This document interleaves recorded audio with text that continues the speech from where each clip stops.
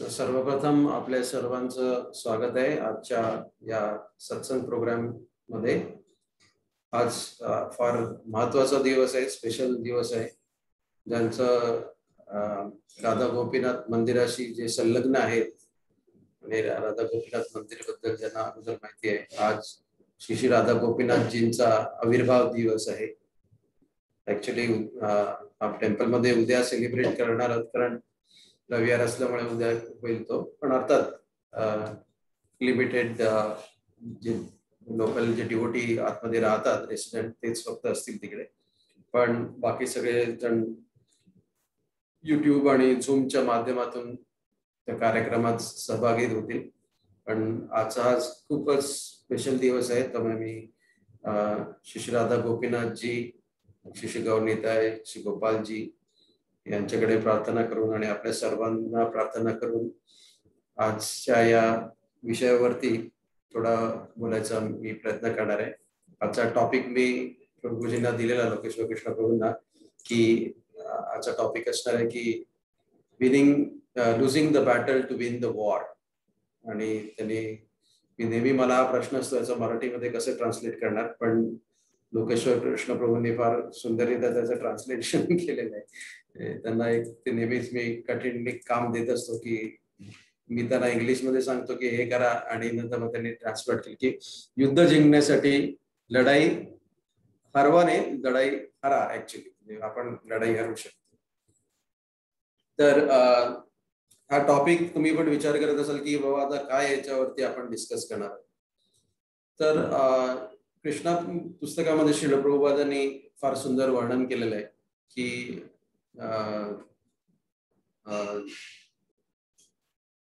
एका चॅप्टर मध्ये त्याचं वर्णन येत आहे असं की प्रभुपाद सांगतात की कालयवन आणि त्यांना सर्वांना मुचुकुंडाचा जी गोष्ट आहे ते सगळं पास्ट टाइम झाल्यानंतर भगवंत मथुरेमध्ये येतात आणि जरासंध जो आहे, सॉरी द्वारकेमध्ये येतात आणि जरासंध जो आहे तो मथुरेवरती पुन्हा एकदा हल्ला करतो। तर आपला माहिती आहे की सर्वांना की कशा प्रकारे जरासंधाने 17 वेळा हल्ला केला होता आणि त्यांना वाटलं होतं की आपण भगवंतांना डिफीट करू, त्यांचा पराजय करू आपण, पण तरी सुद्धा त्याने म्हणजे काय काय म्हणतात जित्याची खोड मेल्याशिवाय जात नाही, तरी सुद्धा त्याचप्रमाणे जरासंध एक राक्षसी प्रवृत्तीचा म्हणून त्याला वाटलं की आपण कधी ना कधी भगवंतांना डिफीट करू, त्यामुळे त्याने 18 वेळा सुद्धा भगवंतांच्या मथुरावरती हल्ला केला। आणि हे जेव्हा युद्ध चालू झालं तेव्हा 18 वेळा जेव्हा त्यांनी हल्ला केला त्याने कितीतरी, म्हणजे प्रभुपाद सांगतात की 23 अक्षयोनी एवढे त्यांचे शिपाई होते आणि खूप मोठ्या, म्हणजे अगोदरपेक्षा खूप मोठ्या प्रमाणामध्ये त्यांनी शिपाई आणि अन्य जे हत्ती आहेत किंवा घोडे आहेत आणि शस्त्रांनी त्यांनी अटॅक केला। आणि भगवंत हे जेव्हा युद्ध चालू होतं तेव्हा भगवंतांनी अचानक असं ठरवलं की त्यांनी आपली शस्त्र बाजूला ठेवून दिली आणि त्या युद्धातून ते चालू लागले। आणि युद्धातून फिरून मागे जाणं एखाद्या क्षत्रियाला मृत्यूपेक्षा ते वाईट आहे। म्हणजे युद्धातून एखाद्याला पळ काढावा लागला तर तो मृत्यूपेक्षा त्यांना हे आहे, म्हणजे एक वेळ मृत्यू पत्करला, कारण आपण युद्धामध्ये आपण मृत्यू पत्करू शकतो, पण युद्धातून पळ काढणं हे एक भित्रेपणाचं लक्षण होतं। आणि तरी सुद्धा भगवंताने हा विचार केला की आता आणखीन याच्यामध्ये जे शिपाई आहेत, जवान आहेत, त्यांना आणखीन मारले जातील, हे सगळं संहार होण्यापेक्षा आपण याच्यातून निघून जाऊ। आणि भगवंत एखाद्या साध्या मनुष्याप्रमाणे असं त्यांनी दाखवलं की जण काही ते घाबरलेले आहेत आणि त्या युद्धातून त्यांनी पळ काढला म्हणजे ऍक्च्युली ते चालत चालत तिकडनं निघून बाहेर निघाले। आणि जरासंधाने जेव्हा हे पाहिलं तर त्याला असं वाटायला लागलं की अरे की कृष्ण आणि बलराम हे आता मला खूप घाबरलेले आहेत आणि ते पळत आहेत आता. तर जरासंधांनी त्यांचा पाठलाग केला की त्यांच्या रथ आहेत, घोड्यांना आणि सगळ्या शस्त्राप्रमाणे त्यांनी पाठलाग करायला लागला. आणि जरासंध हा विचार करतो की सामान्य लोक आहेत त्यांना आता हे पळत आहेत. पण भगवंतांना या लीलेमध्ये या लीलेमुळे भगवंतांना नाव पडलं. आता आपल्याला लोक आपली आई वडील नाव ठेवतात सगळे, पण भगवंतांची नावं त्यांच्या लीलेप्रमाणे पडतात. त्यामुळे आजही गुजरातमध्ये बरीच अशी मंदिर आहेत आणि त्यांना त्या मंदिरांना रणछोडरायजी म्हणतात. भगवंतांचं नाव आहे रणछोडराय. आता एखादा कुविख्यात माणूस असतो त्याला त्या नावाने बोललं जातं की बाबा हे काहीतरी वाईट नाव ठेवलं जातं. तर कधी कधी लोकांना नावं ठेवली जातात, दगडू वगैरे अशी नावं ठेवली जातात. तर ती म्हणजे असं असतं की बाबा या आणखीन काय वाईट होऊ नये म्हणून अशी नावं ठेवली जातात. पण भगवंतांना पण असं नाव ठेवलं गेलं की आता कोणाला पळकुटा म्हणून नाव ठेवलं तर कसं वाटेल. त्याचप्रमाणे त्यांना रणछोड नाव ठेवलं गेलं. पण रणछोडराय जरी म्हटलं तरी त्याचे भगवानांच्या भक्तांना माहिती आहे की त्यांचे किती गुण आहेत, त्याचे गुण गायले जातात रणछोडरायचे. सो आता हे भगवंतांचे जे या लीला आहेत हे केवळ भगवंतांचे भक्तच समजू शकतात. बाकी सामान्य जनतेला जर म्हटलं तर ते म्हणतील अरे काय याच्यामध्ये काहीच नाही. आणि जे राक्षस किंवा डिमन्स असतात जरासंधासारखे ते हा विचार करत असतात की ते मोजमाप करत असतात भगवंतांच्या किती किती त्यांच्यामध्ये शौर्य आहे, काय आहे. त्यांचे जे ऑप्युलन्स आहेत त्याच्यामध्ये सुद्धा त्यांचं मेजरमेंट असतं किंवा आपण चेक करूया, टेस्टिंग. भगवंतांचं पण एक परीक्षा घ्यायची त्यांची वृत्ती असते.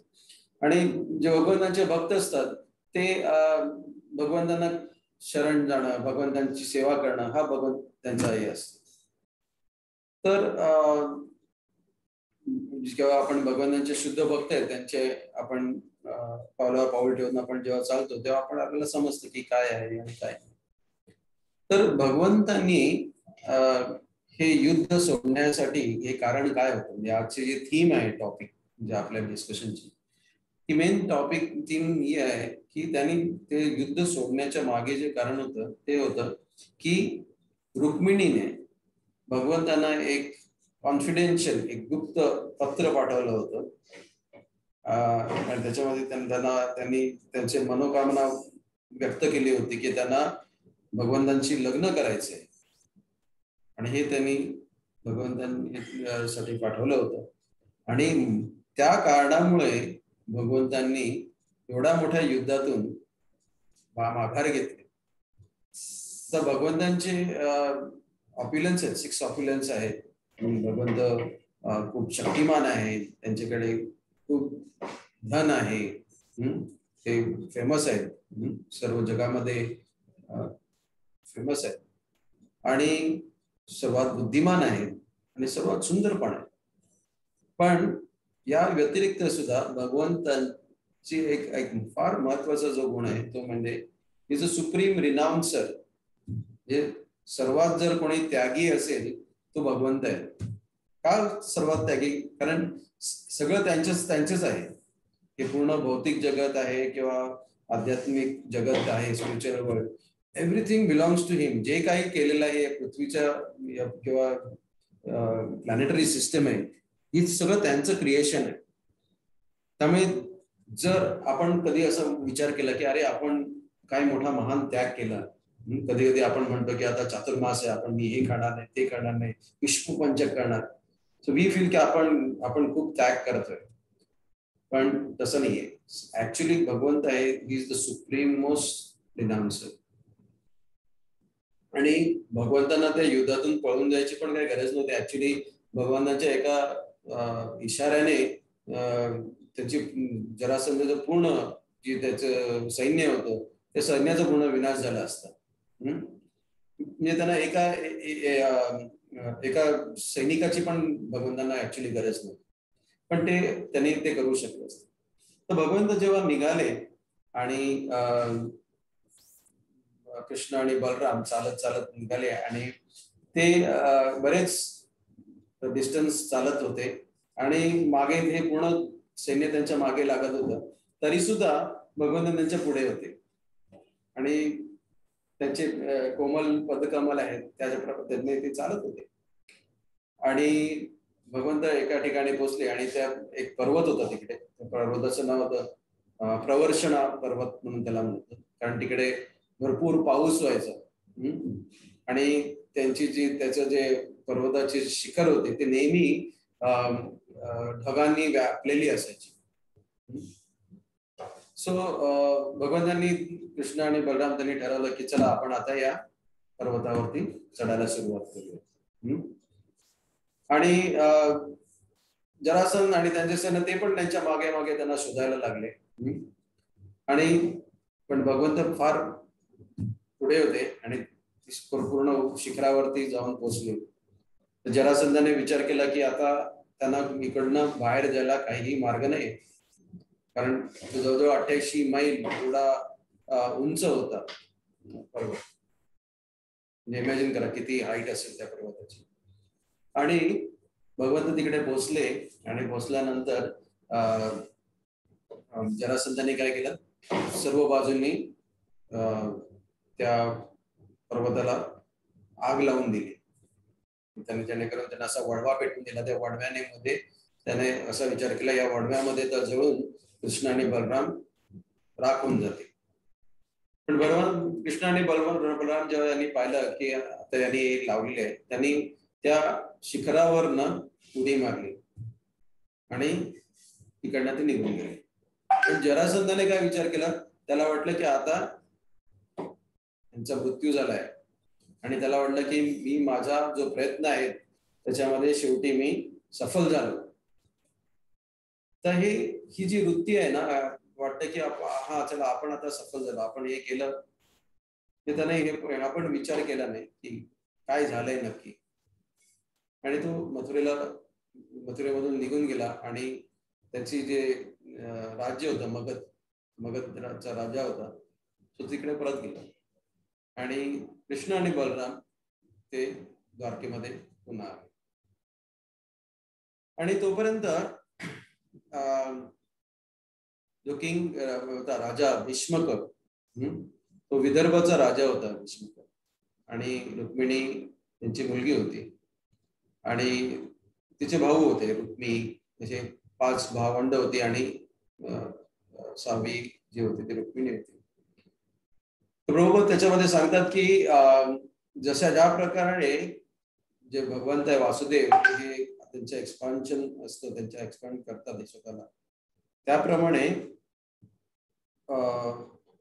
रुक्मिणी ही सुद्धा महालक्ष्मी आहे.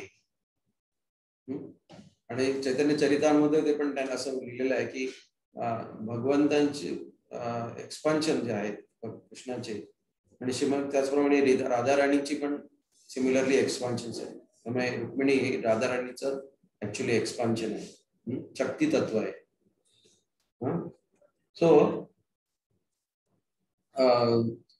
जेव्हा ते पोचतात तर भीष्मका ची हे जे रुक्मिणी आहे एकच मुलगी आहे आणि तिला रुक्मिणीला रुचिरानना म्हणून म्हणतात. म्हणजे जिचा चेहरा आहे हा एखाद्या कमळाप्रमाणे सुंदर आहे. जे कमळाचं जसं कोमल जे हे असतात पाकळ्या असतात त्याप्रमाणे तिचा चेहरा खूप सुंदर होता. आणि भीष्मकाचा पण हा विचार होता की माझी जी मुलगी आहे की तिचं लग्न भगवान कृष्णा बरोबर व्हावं अशी त्यांची स्वतःची इच्छा होती. आणि असं त्यावेळेला होत होतं की बरेच तिकडे भीष्मक हा फार खूप चांगला राजा होता. त्यामुळे तिथे बरेचसे साधू येत होते, नारद मुनी येत होते आणि त्यांच्या दरबारामध्ये येऊन भेटायचे ते.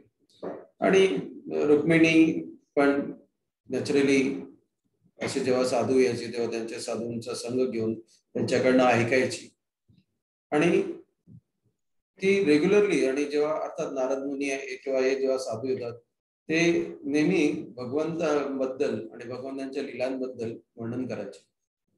आणि केवळ केवळ ऐकण्याने, केवळ श्रवणामुळे त्या सर्वांना, त्या सर्वांचा जे संघ घेऊन त्या संघामध्ये जेव्हा ती ऐकत होती तर तिने तिचं भगवंतांबद्दल जे आकर्षण हे वाढत गेलं, केवळ ऐकण्याने, श्रवणामुळे. ही आपल्यासाठी पण एक खूप महत्वाची गोष्ट आहे की जर आपण सिन्सिअरली भगवंतांबद्दल ऐकलं, भगवंतांच्या लीलांबद्दल वर्णन ऐकलं, चर्चा केली, तर आपण सुद्धा भगवंतांकडे आकर्षित होऊ शकतो. आणि त्याप्रमाणे होतं सुद्धा. म्हणजे आपल्याकडे तेवढं आकर्षण नसेल क्वचित, ॲटलिस्ट मी माझ्याबद्दल बोलू शकेल, पण ऍटलिस्ट थोडं तरी आकर्षण निर्माण होऊ शकतं.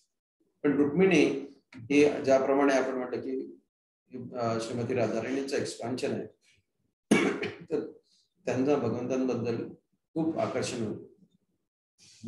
भगवंतांचं नॉलेज, इंटेलिजन्स, वेगवेगळ्या गोष्टी. तर भीष्मकाने हे ठरवलेलं की बाबा त्यांच्या मनामध्ये होतं की भगवंतांबद्दल, भगवान कृष्णांबरोबरच तिचं लग्न व्हावं. पण रुक्मी जो त्यांचा मुलगा होता भीष्मकाचा, त्याने असं ठरवलं की सर्वांचे, म्हणजे ऍक्च्युली केवळ भीष्मक नाही पण त्याचे भीष्मकांबरोबर त्यांचे बाकीचे जे नातेवाईक वगैरे होते त्यांना सर्वांना पण इच्छा होती की कृष्णाबरोबरच हिचं लग्न व्हावं. पण रुक्मीने ठरवलं की नाही, हिचं लग्न शिशुपालाबरोबर करायचं, कारण त्याचा मित्र होता शिशुपाल. आणि आपल्या सर्वांना माहिती आहे की शिशुपाल कशा प्रकारे भगवंतांशी त्याचं वैर होतं आणि भगवंतांबद्दल नेहमी तो वाईट बोलत. पण जेव्हा रुक्मिणीला पण ही गोष्ट कळली की माझा भाऊ याने ऑलरेडी हे आता डिस्कशन केलंय आणि मॅरेजचं अरेंजमेंट पण करायला सुरुवात केली, तेव्हा ती खूप दुःखी झाली. पण काही झालं तरी रुक्मिणी एका राजाची मुलगी होती, आणि जेव्हा राजाची मुलगी असते तेव्हा त्यांना पॉलिटिकल डिप्लोमसी असते. आपल्याला पण माहिती की राजकारणामध्ये, बारामतीला राजकारणाचा खूप अनुभव आहे. तर जे लोक राजकारणामध्ये असतात त्यांची मुलं पण ऑटोमॅटिकली त्यांना माहित असतं की कशा प्रकारे राजकारण केलं जातं. सर्वांनाच नाही पण बऱ्याच जणांना माहित असतं, त्यांचा तो एक इन्क्लिनेशन असतो. तर तिला पण एका प्रकारे पॉलिटिकल डिप्लोमसी माहित होती की आता काय करायचं. तर तिने विचार केला की केवळ दुःखी होऊन काय उपयोग आहे. बऱ्याच वेळेला आपल्याला आपल्या मनाप्रमाणे गोष्टी होत नाही. इव्हन भक्तीमध्ये सुद्धा, भक्तीच्या मार्गामध्ये सेवा करताना सुद्धा आपल्या मनाप्रमाणे गोष्टी होत नाही आणि आपण दुःखी होतो. आणि बऱ्याच वेळेला आपण काय करतो की जाऊ दे आता, काय सोडून द्या, दुसरं काहीतरी करूया, दुसरी सेवा करू किंवा नाहीच करू, ते आपल्या मनात वेगवेगळे विचार येतात. तर रुक्मिणीने तसा विचार केला नाही. तिने विचार केला की आपण काहीतरी करायला पाहिजे, आणि ते सुद्धा कसं ताबडतोब करायला पाहिजे, वेळ नाही घालवला पाहिजे. तर आपण बऱ्याच वेळेला एवढा विचार करतो, पॅरालिसिस बाय अनालिसिस म्हणतात, एवढा विचार करतो की आपण पुढे हालतच नाही. पण तिने नाही, तिने त्याच्यावरती विचार केला. तर डेलिब्रेशन आणि क्विक ऍक्शन या दोन्ही गोष्टी महत्वाच्या आहेत, की त्याच्यावरती विचार करणं, विचारपूर्वक ऍक्शन करणं खूप गरजेचं असतं. नाही तर बऱ्याच वेळेला ऍक्शन पहिली होते, नंतर आपण विचार करतो. पण तिने या प्रकारे विचार केला आणि तुरंत त्यांनी गोष्ट ठरलं की तिने हे केलं की एक क्वालिफाईड ब्राह्मण आहे, तो आहे ज्याने जो सत्य बोलणारा आहे आणि भगवान विष्णूंचा भक्त आहे. पण जे ब्राह्मण असतात ते नॉर्मली दे आर ट्रुथफुल आणि डिवोटी ऑफ लॉर्ड. हे क्वालिफिकेशन आहे त्यांचं. जो जन्माने ब्राह्मण आहे असं नाही, पण त्यांच्या क्वालिटीने जो ब्राह्मण आहे. तर तिने अशा प्रकारे ब्राह्मणाला आयडेंटिफाय केलं आणि त्यांना द्वारकाला रवाना केलं भगवंतांना भेटायला. सो जेव्हा हा जो ब्राह्मण आहे हा द्वारकेला पोहोचला आणि त्याने तिकडच्या द्वारपालांना सांगितलं की मला भगवंतांना भेटायचंय. तर आता मागच्या वेळेला मी जेव्हा चर्चा केलेली, आपण जय विजयची गोष्ट केली, तिकडे पण द्वारपाल होते, इथे पण द्वारपाल होते, आणि तिथे पण ब्राह्मण आलेले चतुष्कुमार भगवंतांना भेटायला, आणि इथे हा ब्राह्मण आला होता.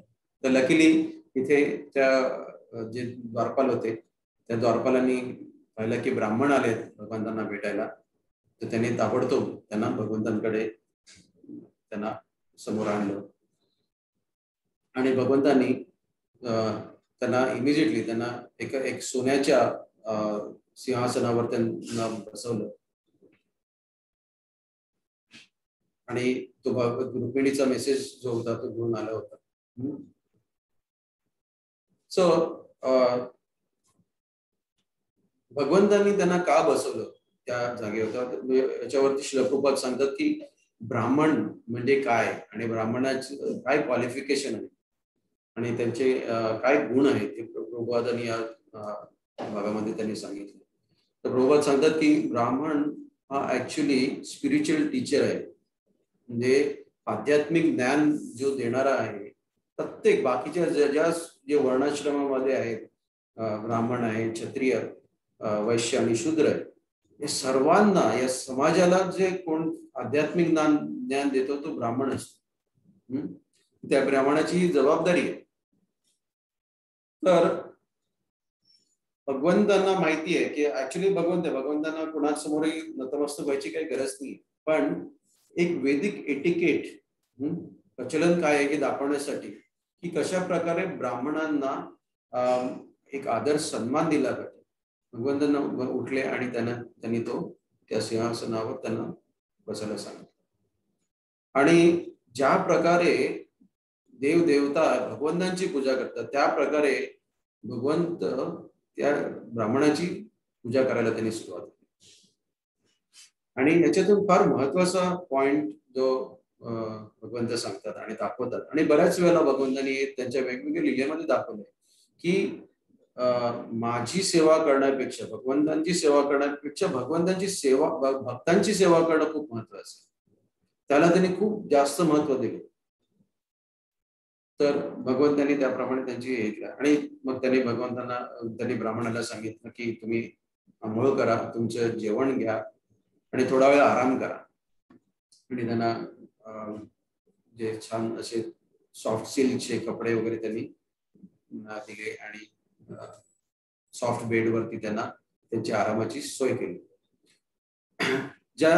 ते ब्राह्मण जेव्हा त्यांनी आराम करत होते तेव्हा भगवंत सायलेंटली आवाज न करता तिथे आले आणि त्या ब्राह्मणांचे जे पाय आहेत आपल्या मांडीवरती घेतले आणि त्यांनी त्याचा पायाचा मसाज करायला सुरुवात केली.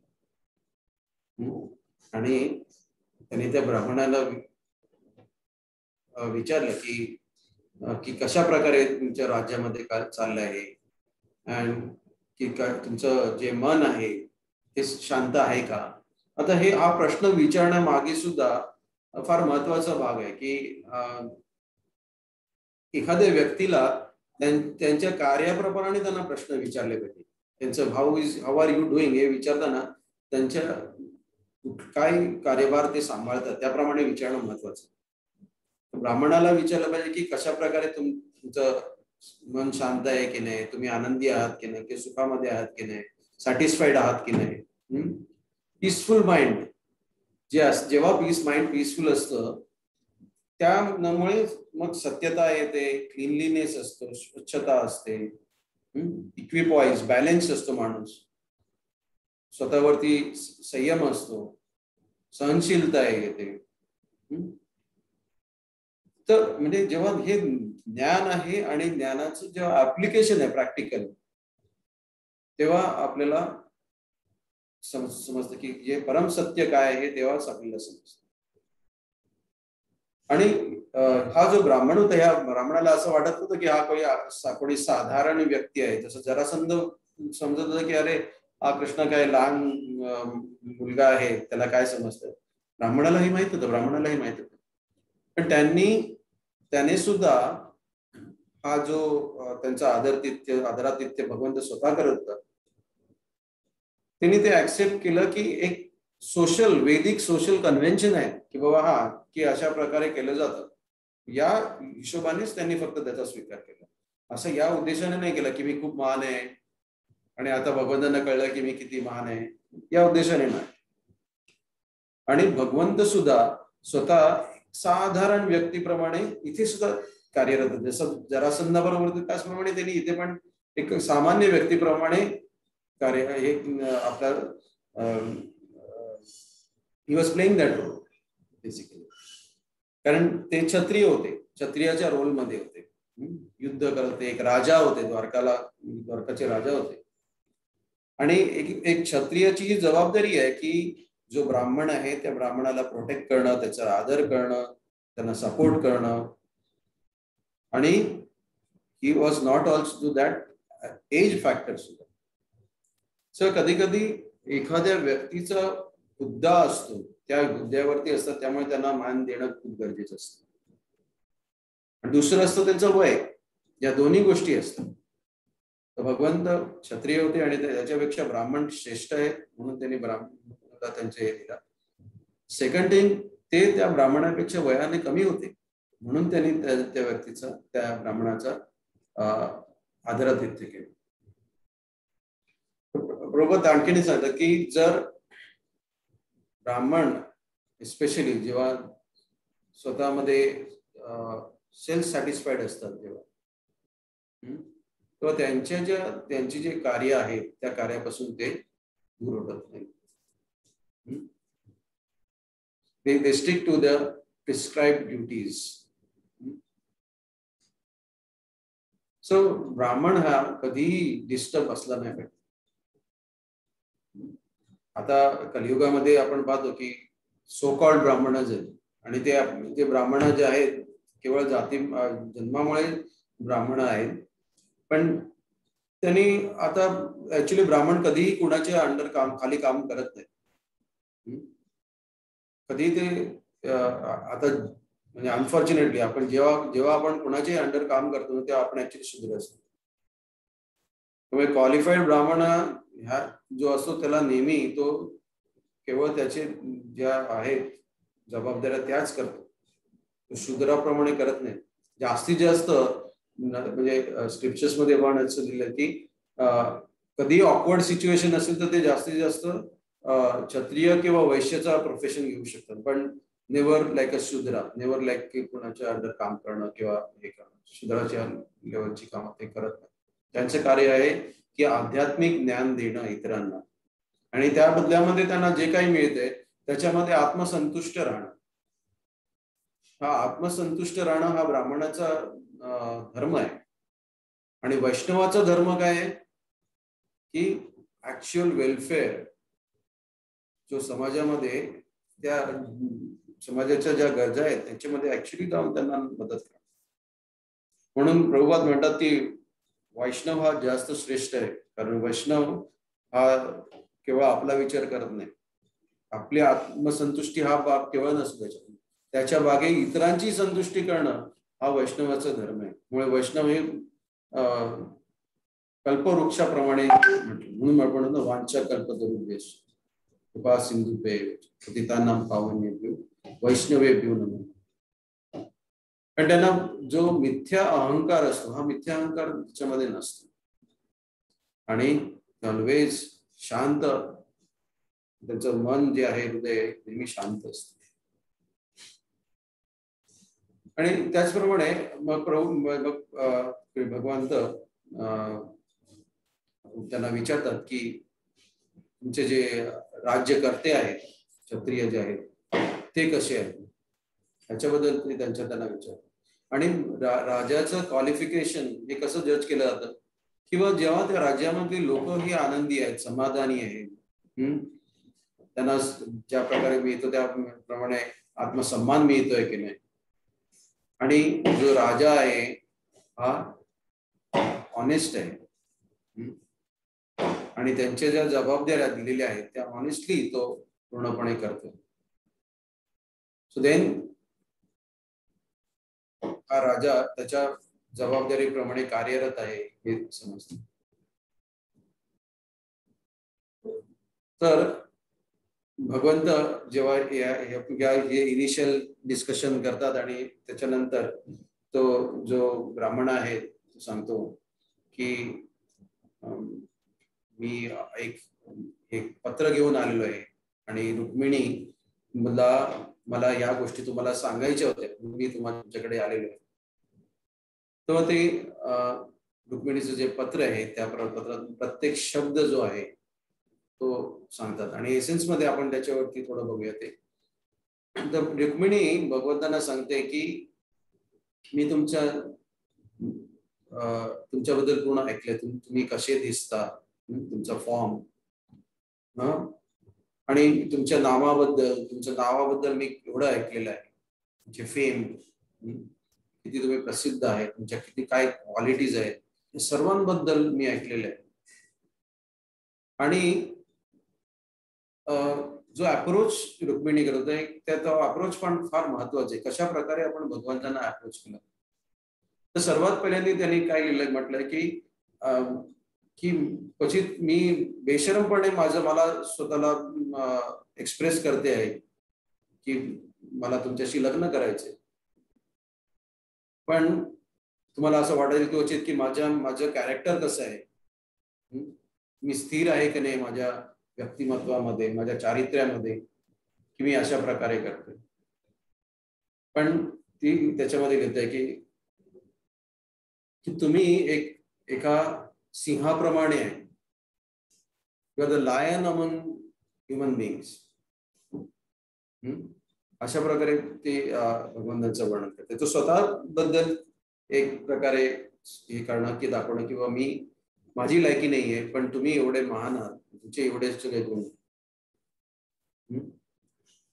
तर तुमचं हे चारित्र्य, तुमचं ज्ञान, तुमचे ऐश्वर्य, तुमची पोझिशन सर्वांमुळे ते कोणालाही अट्रॅक्ट करू शकेल, तुमचे सौंदर्य. आणि त्यामुळे मी तुम्हाला अप्रोच करते. आणि ते असे म्हणतात की तुम्ही already you are a husband of goddess of Fortune, but तरी सुद्धा तुम्ही तुमच्या भक्तांपाशी, म्हणजे ती स्वतःला अशा प्रकारे रुक्मिणी दाखवते की मी एक प्रकारे भक्त आहे, although she is herself is goddess of Fortune. आपण जसं म्हटलं ती स्वतः महालक्ष्मी आहे च्या रूपामध्ये आहे, पण तुम्ही मी तुमचे भक्त बनले आहे आणि मी तुमचे कायमस्वरूपी एका दासीप्रमाणे मी तुमचं कार्य सेवा करायला मी तयार आहे.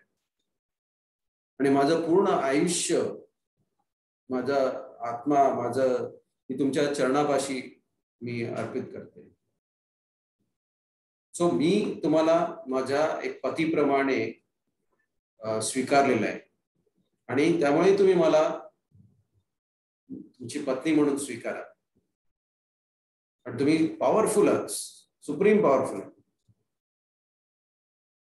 आणि म्हणून त्या म्हणतात की ज्या प्रकारे एखाद्या सिंहाचं खाद्य जर एखाद्या कोल्ह्याने, जो आहे मृत कोल्हा आहे तो जर घेऊन गेला तर त्या सिंहाचा अपमान होईल. ते म्हणजे आता रुक्मिणीने थोडे डिप्लोमॅटिक पॉइंटने पण सांगितलंय की अशा प्रकारे एखादा पुरुषाचा जो इगो असतो त्याला थोडा आपण जर टच केला की बाबा की जे आहे तुमच्याकडनं घेऊन दिलं तर मग तुमची काय इज्जत राहील. तर शिशुपाल मला जर तुमच्या समोरनं घेऊन गेला, शिशुपाल किंवा त्याच्यासारख्या बाकी कोणी राजकुमार किंवा जे आहेत ते जर घेऊन गेले तर तुमची काय व्हॅल्यू आहे. सो प्लीज मला ह्याच्यातून बाहेर काढा. आणि ती पुन्हा सांगते की माझ्या मागच्या आयुष्यामध्ये मी काहीतरी अशा गोष्टी केल्या असतील की जे लोकांची सेवा केली असेल, कुठेतरी विहीर खणली असेल किंवा काही झाडं लावली असतील किंवा काही अशी पवित्र कामं केली असतील जेणेकरून, आणि मी कुठेतरी काही गुरु महाराज असतील, ब्राह्मण आहेत, वैष्णव आहेत, त्यांची सेवा केली असेल, त्यामुळे मला ही अपॉर्च्युनिटी आता मिळते. तर तिने म्हटलं की आता तुम्ही इथे या आणि माझा हात पकडा आणि मला प्रोटेक्ट करा शिशुपाल आणि या कंपनीपासून. आणि ते भगवंतांना आणखीन एक शब्दाने, विशेषणाने बोलवते, अजित, द अनकॉन्करेबल, ज्यांना कोणीही जिंकू शकणार नाही. आणि आपण एक बघणं महत्वाचं आहे, कारण ही लीला चालू होण्याच्या अगोदरच भगवंत म्हणजे लोकांच्या नजरेमध्ये, ऍटलीस्ट जरासंधाच्या नजरेमध्ये पराजित झाले होते. आणि रुक्मिणी त्यांना अजिता म्हणते की who cannot be conquered by anyone. हा, भगवंतांना जिंकण्यासाठी एकच गोष्ट आहे, ती म्हणजे भगवंतांची सेवा करणं आणि भगवंतांची भक्ती. भक्तांच्या भक्तीनेच भगवंत जे आहेत ते जिंकू शकतात. त्यांचं हृदय केवळ त्या गोष्टीने जिंकू शकतात. सो त्याच्यानंतर हे झाल्यानंतर मग रुक्मिणी प्रॅक्टिकल प्लॅन ठेवते. सुरुवातीला या गोष्टी तिने पहिल्यांदी भगवंतांसमोर अशा प्रकारे ठेवलं की जेणेकरून तिने स्वतःचं क्वालिफिकेशन भगवंतांनी तिला का स्वीकारावं याचं एक प्रपोजल ठेवते ती, आणि भगवंतांचं गुणगान करून ठेवते. आणि त्याच्यानंतर ती प्रॅक्टिकल प्लॅन पण देते भगवंतांना. अर्थात भगवंतांना काही सांगायची गरज नाही, पण तिने स्वतःचा प्लॅन पण करून दिलेला आहे त्याच्यामध्ये. तिने सांगितलं की जर तुम्ही इथे आलात आणि याच्यामध्ये युद्ध झालं तर बरेच लोक जे आहेत दोन्ही बाजूने त्यांचा संहार होईल, मृत्यू होईल. तर हे अननेसेसरी किलिंग होऊ नये म्हणून तिने सजेस्ट केलं की जेव्हा की एक रिच्युअल आहे की ज्या रिच्युअल मध्ये की लग्नाच्या सुरुवातीला अगोदर, लग्न होण्याच्या अगोदर की त्यांना दुर्गा मातेच्या मंदिरामध्ये पूजेसाठी जावं लागतं. त्यांची जे कुलदेवता आहे तिकडे जाऊन पूजा करावी लागते. तर हे करण्यासाठी जेव्हा मी तिकडे जात असेल किंवा जेव्हा तिकडनं येत असेल त्यावेळी तुम्ही येऊन मला किडनॅप करा, मला पळवून न्या तिकडे. आणि तशा प्रकारे ती हा पण ऍडवाइस देते. आणि त्याच्यानंतर पुन्हा ती सांगते की ऍक्च्युली भगवंत जे लॉर्ड शिवजी आहे म्हणजे का तिच्या भगवंताचीच का मॅरेज करायचं, त्याच्यामध्ये की भगवंत शिवजी जे आहेत ते मोड ऑफ इग्नोरन्स म्हणजे तमोगुणाचे चार्ज त्यांच्याकडे आहे. आणि स्वतःला भगवंतांच्या चरणापाशी ठेवण्यापाशी किंवा त्यांच्यावरती मेडिटेट करण्यासाठी ते भगवंतांबद्दल सतत विचार करत असतात. आणि पवित्र गंगेचं हे घेत असतात. तर तिने असं म्हटलं की मला कुठल्याही प्रकारचं पेनन्स किंवा कुठल्याही प्रकारची तपस्या करावी लागली तो मी केवळ याच आयुष्यामध्ये नाही पण आणखीन किती ना किती मला जन्म घ्यावे लागले तरी सुद्धा मी घ्यायला तयार आहे. तर तिचे ह्याच्यामध्ये महत्वाचे म्हणजे एक भाग हा येतो की तिच्यामध्ये रुक्मिणीचं जो डिटर्मिनेशन आहे की कशा प्रकारे ती हे नव्हते होत की बाबा आता ह्याच्यामुळे होईल ते होईल, नाही, शी वॉज सो डिटरमाइंड. आणि भगवद्गीतेमध्ये म्हणलं की भगवानांचे शुद्ध भक्त आहे ते भगवानांची सेवा पूर्ण डिटर्मिनेशनने करतात. आणि सर्वात शेवटी मग ब्राह्मण रुक्मिणी देवीचा आणखी शक्ती की मी हा मेसेज तुमच्याकडे आणलेला आहे, जे रुक्मिणीचं जे मनोगत आहे हे जसंच्या तसं. आता हे फार महत्वाचं आहे कारण हा जो ब्राह्मण आहे हा सत्य बोलणारा, सत्यवान जो आहे. आणि I have brought this confidential knowledge, ही मी तुमच्याकडे आणून मी तुम्हाला सांगितलं. आणि तुम्ही याच्यावर नक्कीच विचार करा आणि विचार करून तुम्ही त्याच्यावरती जे काही तुम्हाला पुढे ऍक्शन घ्यायची ती घ्या. पण तुम्ही जे काही कराल ते ताबडतोब करा कारण आता याच्यामध्ये जास्त वेळ राहिलेला नाहीये. सो त्याच्यानं हे जेव्हा सांगितलं जातं त्याच्यानंतर भगवंत जे आहेत ते आपला पूर्ण प्लॅन करतात आणि भगवंत रुक्मिणीला पळवून नंतर तिच्याबरोबर लग्न करतात. याला राक्षसा टाईपचा विवाह म्हटलं जातं. प्रभुपाद त्याच्यामध्ये की राक्षसा सिस्टीम म्हणतात. शिशुपाल, जरासन, शाल्वा या सर्वांच्या समोर प्रभुपाद सांगतात की ज्या प्रकारे जशा प्रकारे एक गरुड, ज्या गरुडाने जेव्हा देवदेवतांच्या हातातून जो कलश, अमृताचा कलश उचलून घेऊन गेला, त्याचप्रमाणे भगवंतांनी त्या विवाह समारंभामधून रुक्मिणी देवींना अपहरण केलं आणि त्यांना ते घेऊन गेले. तर हा जो पूर्ण जी लीला आहे आणि ह्या पूर्ण लीलेच्या मागे सांगण्याचा उद्देश आहे की बरेच आपण याच्यातून गोष्टी आपण शिकू शकतो. सगळ्यात पहिल्यांदी याच्यामध्ये आपण समजू शकतो की कशा प्रकारे जर आपल्यासाठी ना हायर पर्पज असेल, हायर पर्पज म्हणजे काय की काही उच्च काहीतरी आपल्याकडे ध्येय असलं पाहिजे. सर्वोच्च ध्येय आहे ते म्हणजे भगवंत आणि भगवंतांची जे भक्त आहेत त्यांची सेवा. भगवंत त्यांच्या या लीलेमधून हे दाखवतात की भगवंतांच्या भक्त हे त्यांना त्यांच्यासाठी सर्व गोष्टींपासून पेक्षा प्रिय आहे, म्हणजे त्यांच्या आत्मसन्मानापेक्षाही जास्त प्रिय आहे. सो म्हणजे राधा गोपीनाथ मंदिर मध्ये सुद्धा आजही म्हणजे परमपूज्य राधानाथ स्वामी महाराजांनी जो एक विचार दिलेला आहे तो म्हणजे पीपल ओव्हर प्रोजेक्ट. म्हणजे एखादा प्रोजेक्ट सक्सेसफुल होण्यासाठी सगळ्यात पहिल्यांदा महत्व आहे ते लोकांना दिलं पाहिजे. जर लोकांना त्याच्यामुळे त्रास होत असेल, ते व्यथित असतील, डिस्टर्ब असतील, तर तो प्रोजेक्ट जरी नाही केला तरी चालेल. आणि हा श्रील प्रभुपादांचा पण मूड आहे. श्रील प्रभुपादांनी काही भक्तांना टीचिंगसाठी पाकिस्तानमध्ये पाठवलं आणि जेव्हा पाकिस्तानमध्ये परिस्थिती कठीण झाली तेव्हा श्रील प्रभुपाद खूप काळजी होते आणि जोपर्यंत ते जे त्यांचे भक्त जे होते, जे शिष्य होते, जोपर्यंत पाकिस्तानमधून सुखरूप बाहेर नाही आले तोपर्यंत प्रभुपादा खूप टेन्शन मध्ये होते. So they value people over the project. आणि हे का होतं? कारण जो आतला एक प्रकारचा अहंकार आहे आपल्यामध्ये, हा सर्वात महत्वाचा आणि मोठा शत्रू आहे आपला.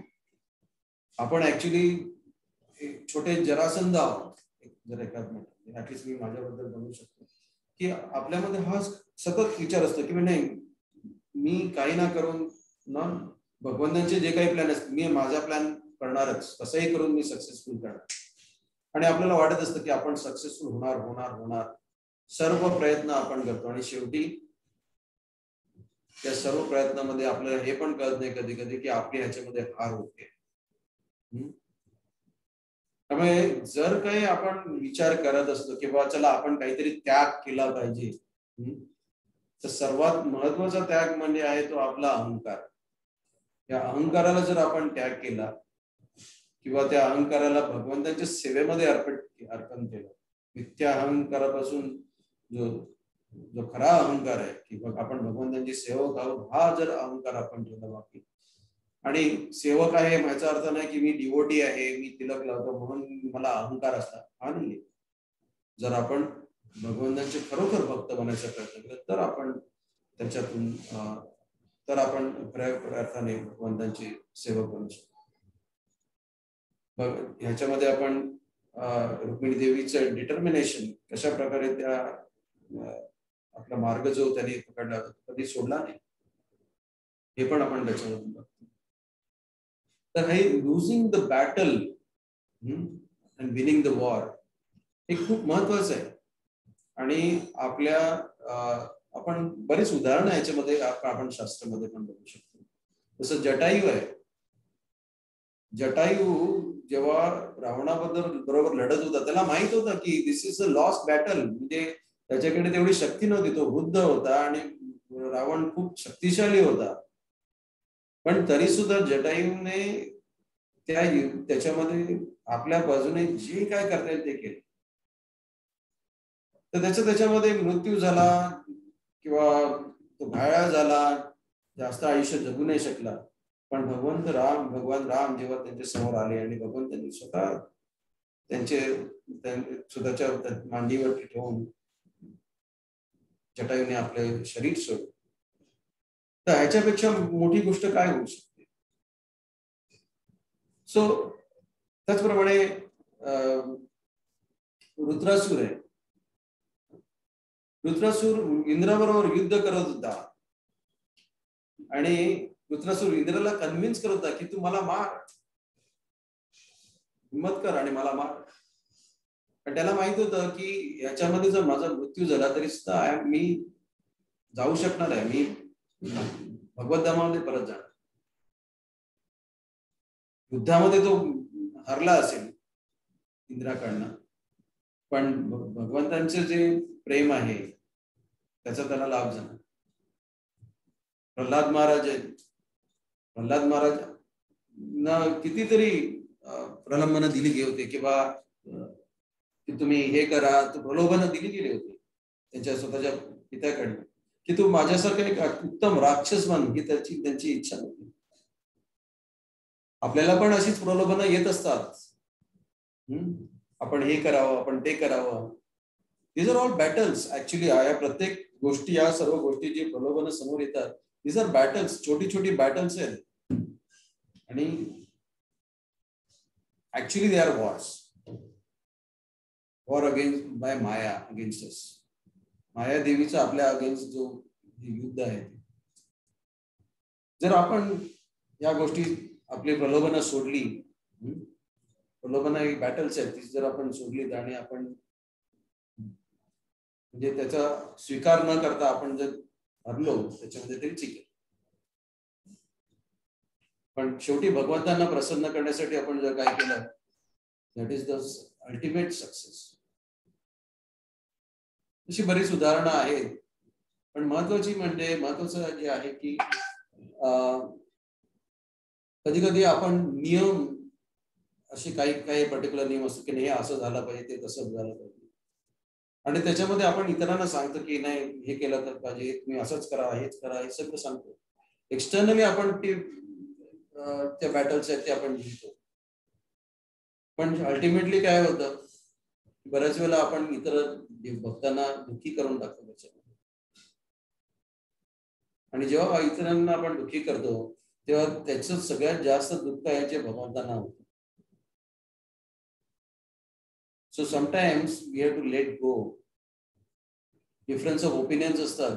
आपल्याला वाटत असतं की सेवा अशा प्रकारे झाली म्हणजे इतरांना वाटत असतं अशा प्रकारे झाले पाहिजे, आणि वी जस्ट वॉन्ट की नाही मी सांगतो त्याप्रमाणेच झालं पाहिजे, आणि आपल्याला ते सोडायचं नसतं. तर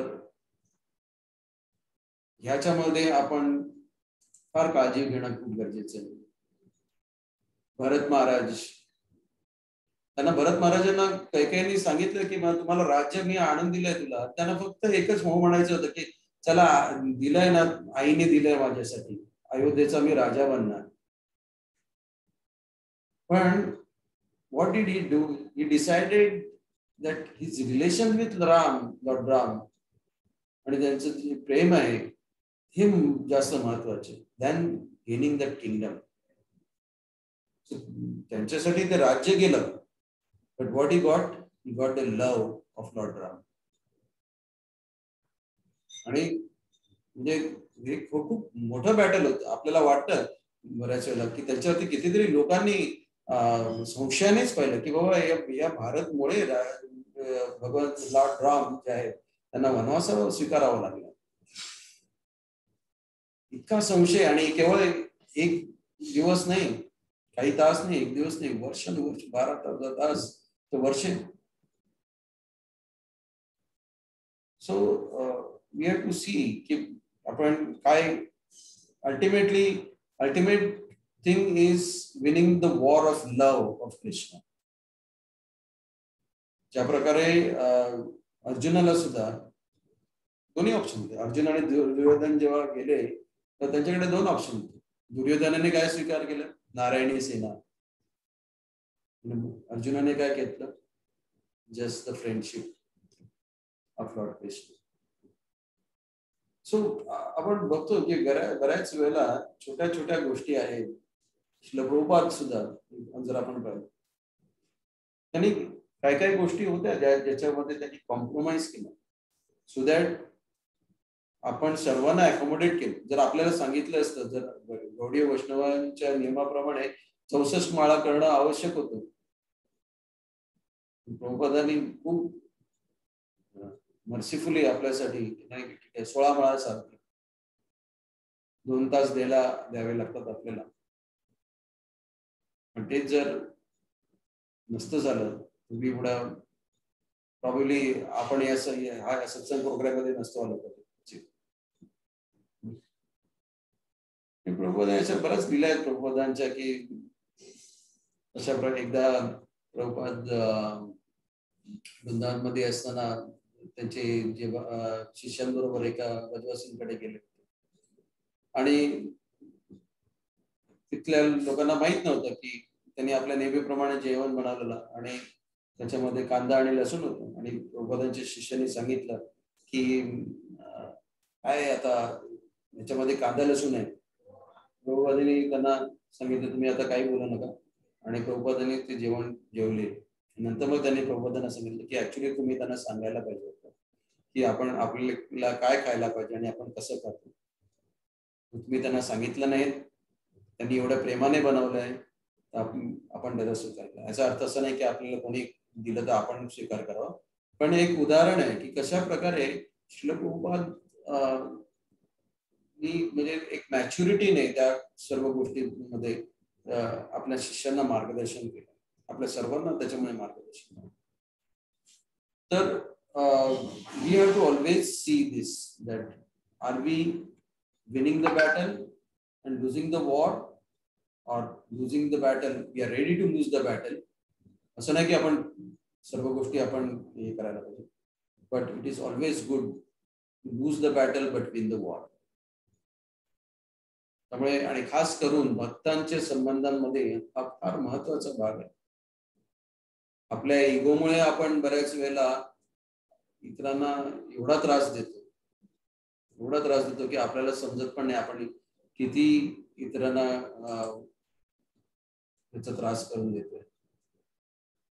सो हे माझे काही थोडेफार विचार होते आज तुमच्या सर्वांसमोर मांडलेले. मी आता इकडे थांबतो, पण जर कोणाला काही प्रश्न असतील किंवा कोणाला काही टिप्पणी करायची असतील तर प्लीज.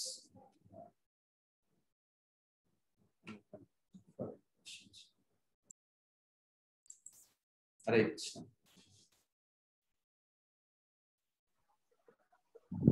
हरे कृष्ण. खूप खूप धन्यवाद गुरुजी. काही प्रश्न असेल किंवा कोणाला काही असेल तर विचारण्यासाठी मी सगळ्यांना अनम्यूट करण्याची सुविधा दिली आहे. गुरुजी तुम्हाला अनम्यूट करावं लागेल पुन्हा एकदा. हो, थँक्यू.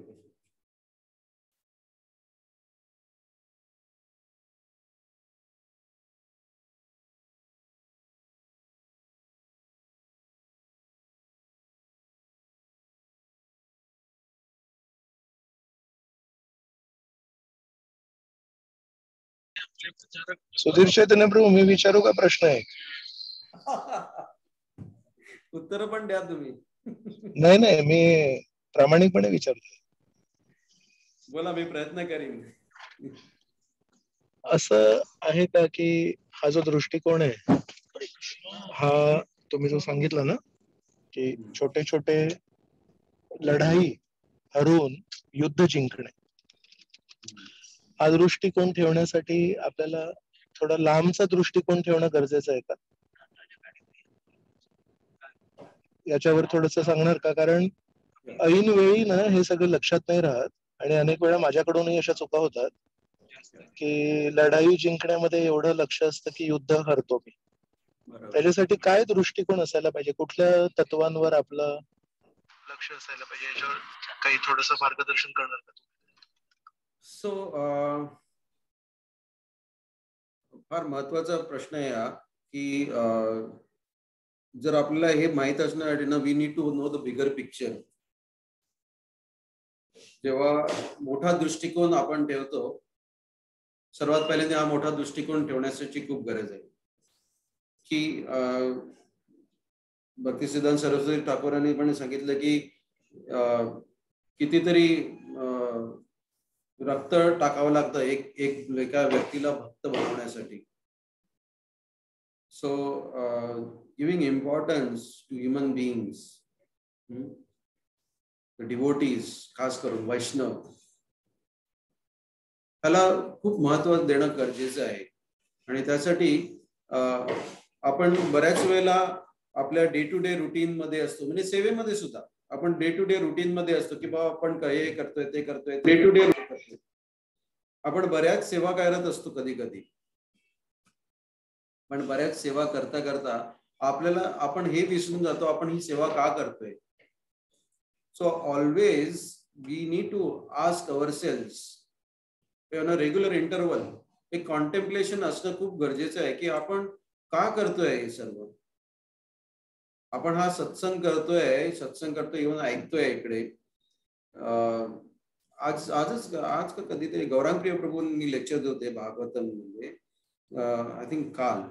तर गौरांगप्रिय प्रभू सांगत होते की ते एका भक्ताला विचारले, ते म्हणाले की मी लेक्चर देतोय म्हणजे की लेक्चर देण्यासाठी मी प्रिपरेशन करतोय, लेक्चर देतोय, डिलिव्हर करतो, झालं. पण मी हा दिवस कधी येणार आहे की मी हे लेक्चर का देतोय आणि हे मी कशासाठी वाचतोय, माझ्या स्वतःच्या इम्प्रुव्हमेंटसाठी वाचतोय का फक्त लेक्चर देण्यासाठी वाचतोय. So we have to ask. आपण प्रत्येक वेळेला ना एक थोडासा पॉज घेणं गरजेचं आहे. थोडासा पॉज घेऊन विचार करणं की बाबा आपण का करतोय. And the answer will be always please Lord Krishna and his devotees. आणि जेव्हा आपण हा विचार करतो किंवा आपण हे भगवंतांच्यासाठी आणि भगवंतांच्या भक्तांच्या सेवेसाठी आणि त्यांच्या संतुष्टीसाठी करतोय, देन वी आर सेफ.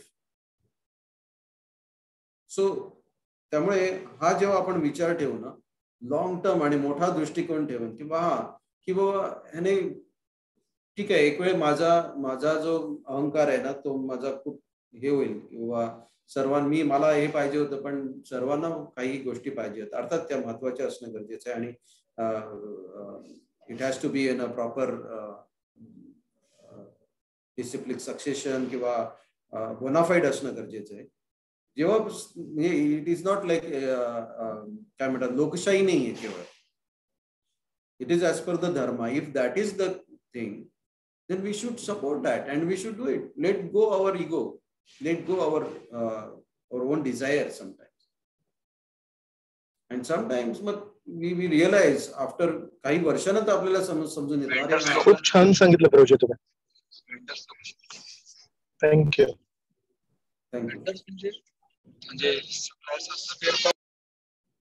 प्रभू तुमचा आवाज नीट येत नाही आहे, मला थोडा ब्रेक होतोय.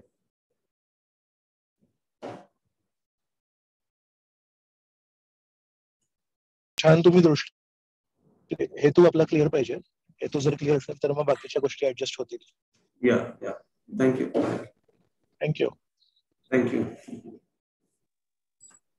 हरे कृष्ण प्रभूजी. हरे कृष्ण. आवाज येतोय माझा? येस, येतोय. दंडवत प्रभूजी. खूपच सुंदर तुम्ही आजचा क्लास दिला. म्हणजे ह्या छोट्याशा लीलेमधून कितीतरी लेसन आजच्या क्लासमध्ये मिळाले. खरंच खूप खूप धन्यवाद. प्रभूजी माझा एक प्रश्न होता असा की आपण आता नेहमी लेक्चरमध्ये किंवा आता ह्या लेक्चरमध्ये पण किती वेळा आपण म्हणजे तुम्ही सांगितलं किंवा नेहमी ऐकतो की सेवा ही नेहमी भगवंतांना आनंदी करण्यासाठी असते. मग कधी कधी काय होतं की एखाद्या सेवेमध्ये आपण भगवंतांना आनंदी करत आहोत हे आपल्या दृष्टीने आपण विचार करत असतो आणि ती व्यक्ती त्या जागेवर तिच्या दृष्टीने तो दृष्टिकोन योग्य पण असू शकतो, म्हणजे त्या व्यक्तीच्या दृष्टीने, त्या भक्ताच्या दृष्टीने असू शकतो. पण कधी कधी तो दृष्टिकोन हा चुकीचा असतो आणि तो चुकीचा असतो पण ते समजून घेण्यासाठी एखाद्यास खूप कठीण जाते किंवा ते ऍक्सेप्ट करणे. मग अशा वेळेस योग्य दृष्टिकोनातून आपण योग्य दृष्टीने म्हणजे दृढ निश्चय असणे यासाठी आपण काय केले पाहिजे की आपण दृढ निश्चय असावे, परंतु तो योग्य दृष्टिकोन कसा आपण डेव्हलप केला पाहिजे सेवांमध्ये. सो याच्यासाठी महत्वाचं म्हणजे की जेव्हा कुठली आपण सेवा करतो ती सेवा आपण कोणाच्या तरी मार्गदर्शनामधनं करणं गरजेचं आहे. आणि जेव्हा या सेवेमध्ये असे काही अडथळे येऊ शकतात किंवा असं काही वाटू शकतं की बाबा की बाबा या आपण सेवा करताना आपण कोणाला दुखावतोय, तर रेग्युलर फीडबॅक घेणं खूप गरजेचं आहे की काय वाटतंय, कशा प्रकारे सेवा केली जाते. तर फॉर एक्झाम्पल म्हणजे मी सांगतो की आम्ही जेव्हा राधा गोपीनाथ मंदिरमध्ये मेंटर सिस्टीम जेव्हा चालू केली होती आणि त्याच्यामध्ये राधा गोपीनाथ प्रभूंबरोबर मी पण फार क्लोजली कार्यरत होतो. तर आम्ही एक रिपोर्टिंग सिस्टीम बनवली की दर मीटिंगमध्ये आपण काय काय डिस्कस केलं, किती जण आले होते आणि काही स्पेशल रिअलायझेशन्स होते का किंवा काही अडचणी होत्या का, असं आम्ही एक मेंटर्सना सांगितलं की तुम्ही रिपोर्ट बनवा आणि पाठवा. तर सुरुवातीला आणि हा सर्वांनी ऍक्सेप्ट पण केला. जेव्हा मी हे प्रपोज केलं तेव्हा सर्वांनी ऍक्सेप्ट पण केलं आणि काही काही जण पाठवत होते आणि काही जण आहेत ते पाठवत नव्हते. पण मी एक मॅनेजरल रोल घेतला होता, एक मॅनेजरल सेवा घेतली होती त्याच्यामध्ये.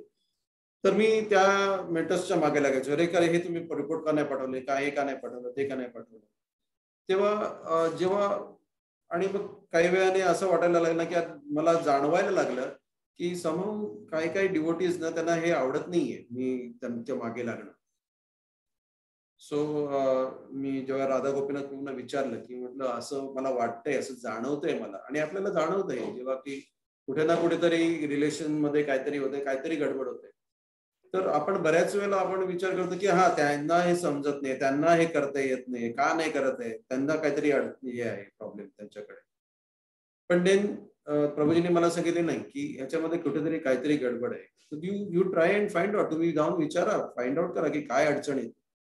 तर मी हिंमत केली आणि मग काही डिवोटी होते त्यांना जाऊन विचारलं की बाबा तुम्हाला काहीतरी त्रास आहे का याच्यामध्ये, तुम्ही फ्रँकली सांगा आणि मन मोकळेपणाने सांगा. आणि अर्थात मी तेवढे चांगले रिलेशन पण ठेवलेले.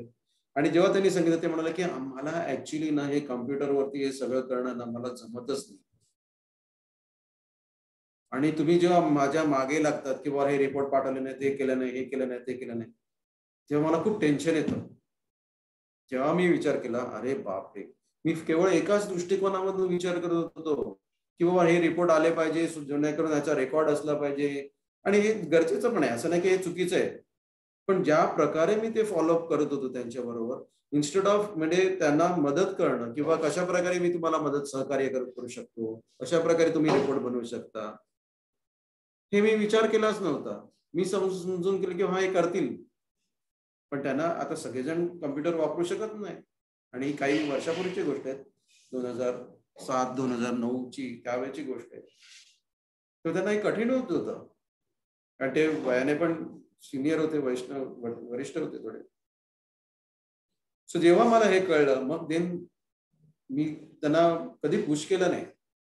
And I still feel that decision हे त्यावेळेला मी गायडन्स घेतलेला आहे राधा गोपीनाथ प्रभूंचा, आणि त्यांनी जे मार्गदर्शन केलं त्यामुळे मी हे करू शकलो. नाहीतर प्रॉब्ली, आणि मी हे नाही सांगत की माझ्याकडनं काही चुका नाही झाल्या, पण माझ्याकडे अशा कितीतरी असंख्य चुका होत असतील. पण आपण जर असे संबंध ठेवले की कोणी आपल्याला येऊन फीडबॅक देऊ शकतील, बा नाही तुमच्याकडनं पण ही चूक होते.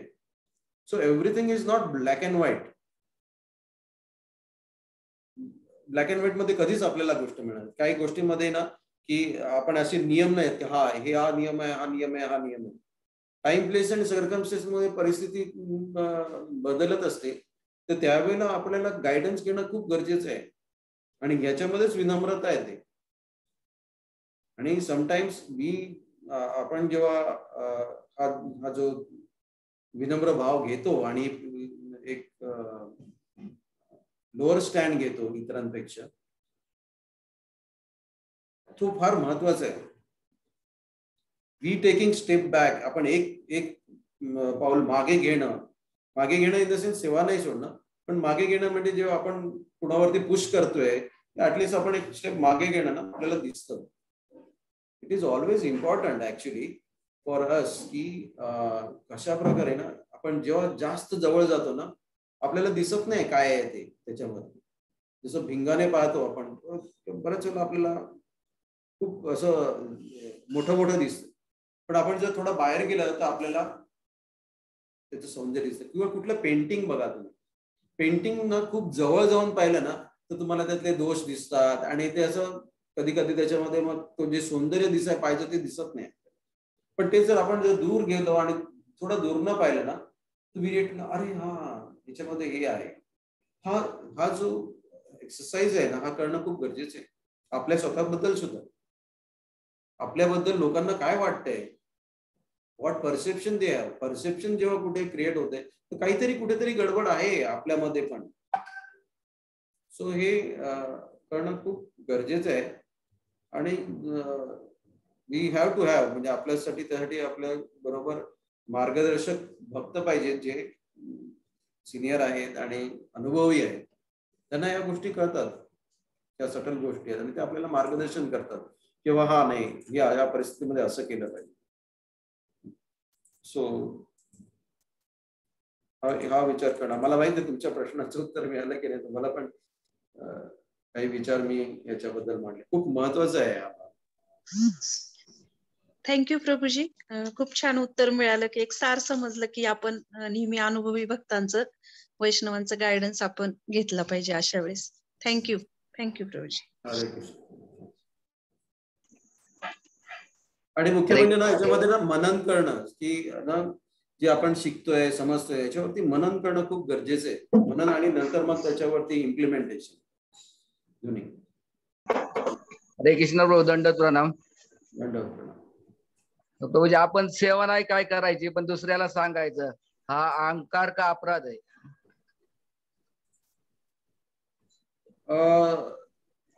हा दोन्ही गोष्टी नाही आहेत. म्हणजे पुन्हा अहंकार आणि अपराध दोन्ही गोष्टी नाही आहेत. कारण परिस्थिती काय आहे त्याच्यावरती असतं. काही काही व्यक्ती असतात त्या व्यक्तींना सेवा करण्याची वृत्ती नसते, हा एक भाग असतो. पण काही काही व्यक्ती असतात त्यांना ऍक्च्युअली सेवा करणं जमणार नसतं. सो ते सांगतात की बाबा अशा प्रकारे सेवा करू शकतात. ती म्हणजे कधी एक वयोवृद्ध माणसं असतील त्यांना किंवा जे काही काही फिजिकल डिसिप्लिन ते काही सेवा करू शकत नाही, पण ते सांगू शकतात त्यांच्या अनुभवाप्रमाणे. सो एक ते मार्गदर्शन झालं. आणि जर एखादा व्यक्ती कोणत्या ऍटिट्यूडने बोलतोय त्याच्यावरती असतं सगळ्या गोष्टी. इतरांना सांगणं, आता काही काही जणांची सेवाच असते की इतरांना सेवा देणं ही त्यांची सेवा असते. त्यांना सांगितलेलं असतं की बाबा तुम्ही ही सेवा करा, तुम्ही या सेवेचं डिस्ट्रीब्युशन करा. सेवा डिस्ट्रीब्युशन ही पण एक सेवा आहे. मग त्यासाठी त्या व्यक्तीने तिकडे फिजिकली उभं राहून ती प्रत्येक सेवा करणं गरजेचं नाहीये. कोणाला तरी मॉनिटर करावंच लागतं ना. कोणतरी असा एक सुपरवायझर असतो जे सर्व सेवा होत आहेत की नाही हे बघणारा असतो. तसं मी आता लाईक आम्ही जेव्हा बरसानाला जातो, बरसाना डेंटल कॅम्पला वगैरे असतो, म्हणजे मी बऱ्याच वर्षापासून तिकडे सेवेमध्ये कार्यरत. तर मला माझे वरिष्ठ जे आहेत मुरलीधर प्रभू, तर त्यांनी मला सांगितलेलं की मला पण सुरुवातीला मी भरपूर ऍक्च्युअल सेवा करायचो की पेशंटना एका ठिकाणं दुसरीकडे घेऊन जायचं किंवा झाडू मारणं किंवा जे काही असेल सेवा ती करायचो. किंवा एका डिपार्टमेंटमध्ये मला सेवा असायची ती सेवा मी करायचो. तर काही वर्षांनी मला त्यांनी त्या सेवेमधनं बाहेर काढलं आणि सांगितलं की तू एकही सेवा तू करायची नाही. तुझं कार्य हे आहे की लोकांना त्यांच्या सेवा समजावून सांगणं, त्यांना जे काही अडचणी आहेत त्या सॉल्व्ह करणं ही तुझी सेवा आहे. त्यामुळे मला काही वर्ष असं वाटायला लागलं की अरे मी काहीच करत नाहीये. आणि मलाच स्वतःला वाटायला लागलं अरे सगळेजण सेवेमध्ये आहेत, ब्रजवासींबरोबर बोलतायत, त्यांची सेवा करतायत, मी काहीच करत नाही. आणि मग मी त्यांना जाऊन सांगितलं, तेव्हा त्यांनी मला समजावलं की नाही, हे करणं ही एक सेवा आहे. त्याच्यामुळे तुम्ही फिजिकली इकडे तिकडे धावपळ करताय हे दिसत नाहीये, पण तुमचे विचार आहेत त्यामागे, तुमचं मनन आहे त्याच्यामध्ये, तुम्ही पूर्णपणे झोकून दिलेलं आहे, दिवस रात्र तुम्ही त्याच्यावरती विचार करताय, ही सेवा आहे. सो एक्सटर्नली आपण कोणालाही जज करू शकत नाही की तुम्ही सांगतायत तर तुम्ही सेवा नाही करत आहे स्वतः, ती जरुरी नाही. हरे कृष्ण.